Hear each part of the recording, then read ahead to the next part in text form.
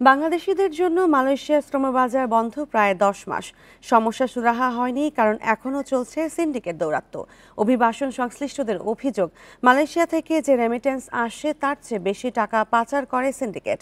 এই পরিস্থিতিতে শ্রমচুক্তির কয়েকটি ধারা সংশোধনের পরামর্শ দেওয়া হয়েছে। বান্ডেল থাকলে প্রতি সেনমানিতে টাকা বাঁচবে।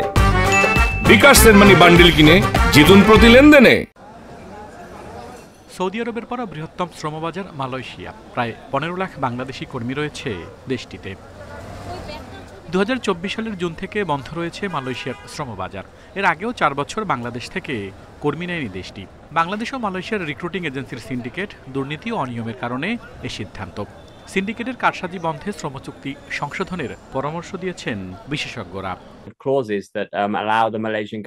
দুদেশের মধ্যকার শ্রমচুক্তি সংশোধন করতে হবে, যাতে কর্মী নিয়োগ ও ব্যবস্থাপনা সিন্ডিকেট থেকে মুক্তি পায়।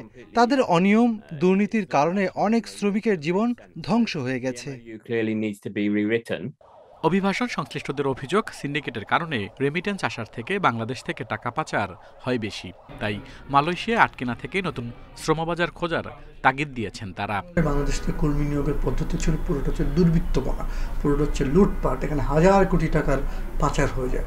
মালয়েশিয়ার যে সিন্ডিকেট, সবাই তার নাম জানে, দাতো আমিন, তাকে কেন্দ্র করে তিনি বাংলাদেশে কিছু লোককে নিয়ে একটা সিন্ডিকেট করেন। এবং আমরা সবসময় দেখি মানে রাষ্ট্রের চেয়ে তারা শক্তিশালী যায়, তারা যা চায় যেভাবে চায় সেভাবে হয়। কোনোভাবেই পূর্বের ন্যায় আবার সিন্ডিকেট যাতে করে কিছু সুনির্দিষ্ট ব্যক্তি এবং গোষ্ঠী যে লুটপাট করেছে কর্মীদের থেকে, সেই লুটপাটটা কোনোভাবেই আবার যাতে না হয়, এই ব্যাপারে আমাদের সরকারের সিরিয়াস অবস্থানে থাকতে হবে। 2023 সালে মালয়েশিয়া গেছেন 3,51,683 জন। 2024 সালে যান 93,632 জন। আল আমিন হোসেন, ইন্ডিপেন্ডেন্ট নিউজ, ঢাকা।